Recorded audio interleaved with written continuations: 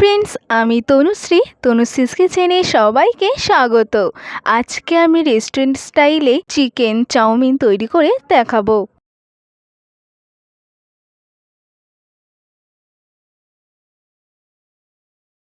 Chicken chowmein তৈরি করার জন্য প্রথমে এখানে আমি বোনলেস চিকেন নিয়েছি। চিকেনগুলো ছোট ছোট করে কেটে নিয়েছি। 1 টেবিল স্পুন আদা বাটা, 1 টেবিল স্পুন রসুন বাটা, 1 টেবিল স্পুন লবণ, 1 টেবিল স্পুন লাল লঙ্কার গুঁড়ো, 1 টেবিল স্পুন সয়া সস দিয়ে মাংসের সাথে ভালোভাবে মেখে নিচ্ছি। দুটো চাউমিনের প্যাকেট নিয়েছি। ইন্ডাকশানে কড়াই বসিয়ে দিয়েছি। কড়াইতে জল দিয়েছি পরিমাণ মতো। আর এবার চাউমিনগুলো দিয়ে দিচ্ছি। উপর থেকে 2 টেবিল স্পুন সাদা তেল আর 1 টেবিল স্পুন লবণ দিচ্ছি। দিয়ে চাউমিনগুলো সেদ্ধ করে নেবো। আমি 80% মতো সেদ্ধ করে নেবো। এবার দেখবো চাউমিনটা সেদ্ধ হয়েছে কিনা। দেখতেই পাচ্ছেন চাউমিনটা 80% মতো সেদ্ধ হয়ে গেছে। এই পর্যায়ে আমি চাউমিনটা নামিয়ে নিচ্ছি। একটা ছাঁকনির মধ্যে ঢেলে জলটা আমি বের করে নিচ্ছি চাউমিন থেকে। কড়াইতে তেল দিয়ে দিচ্ছি। তেলটা গরম হয়ে গেলে চিকেনগুলো দিয়ে দেবো। এবার এক এক করে চিকেনগুলো দিয়ে দিচ্ছি। চিকেনগুলো হালকা লাল করে ভেজে নেব।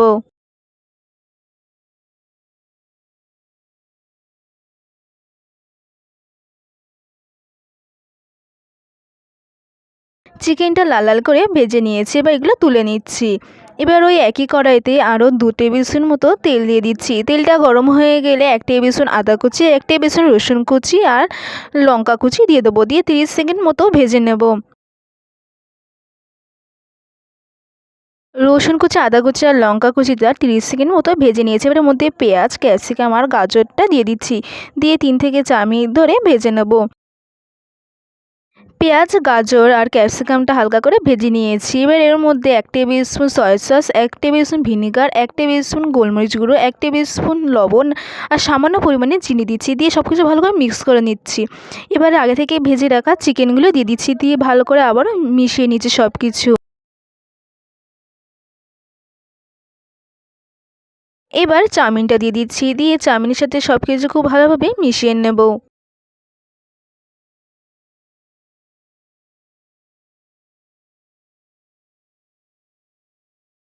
চিকেন চাউমিন তৈরি হয়ে গেছে।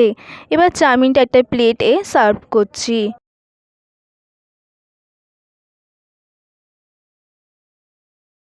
খুব সহজেই বাড়িতে এইভাবে রেস্টুরেন্ট স্টাইল চিকেন চাউমিন তৈরি করে নিন। আর আমার রেসিপি যদি আপনাদের ভালো লেগে থাকে অবশ্যই লাইক, কমেন্ট আর সাবস্ক্রাইব করতে ভুলবেন না।